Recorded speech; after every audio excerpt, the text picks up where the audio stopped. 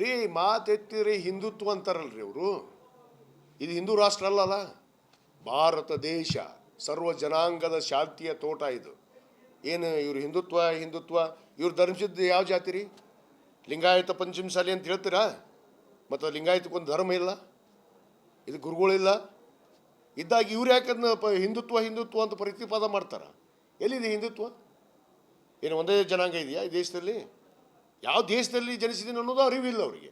ಸುಮ್ಮನೆ ಒಂದು ಧರ್ಮದ ಆಧಾರಿತವಾಗಿ ಮಾತಾಡೋದು, ಅಲ್ಲಿ ಮಾತೆತ್ತಿದ್ರೆ ಅಲ್ಪಸಂಖ್ಯಾತರನ್ನ ಮುಸ್ಲಿಮರನ್ನ ಟಾರ್ಗೆಟ್ ಮಾಡಿ ಮಾತಾಡೋದು. ಅದರ ಮೇಲೆ ಗೆದ್ದಾನೆ ಈ ಪುಣ್ಯಾತ್ಮ. ಈ ಸಾರಿ ಇವ್ನು ತಾಕತ್ತಿದ್ರೆ ಈಗ ಹೆಂಗಾರು ಉಚ್ಚಾಟನೆ ಮಾಡಿದಾರಲ್ಲ, ಇವ್ನು ಇಂಡಿಪೆಂಡೆಂಟ್ ನಿಂದಿರಲಿ ಎಲೆಕ್ಷನ್ಗೆ, ರಾಜೀನಾಮೆ ಕೊಟ್ಟು ನಾಳೆ ಇವ್ನು ತಾಕತ್ತು ತೋರಿಸ್ತೀವಿ ನಾವು ಬಂದು. ನಾನೇ ನಿಂದಿರ್ತೀನಿ ಬೇಕಾರೆ ತಾಕತ್ತಿದ್ರೆ ಇವ್ನ ವಿರುದ್ಧ. ನನ್ನ ಪಕ್ಷದಲ್ಲಿ ವಿನಂತಿ ಮಾಡ್ಕೋತೀನಿ, ನನಗೆ ಟಿಕೆಟ್ ಕೊಡ್ರಿ ಕಾಂಗ್ರೆಸ್ ಅಂತ.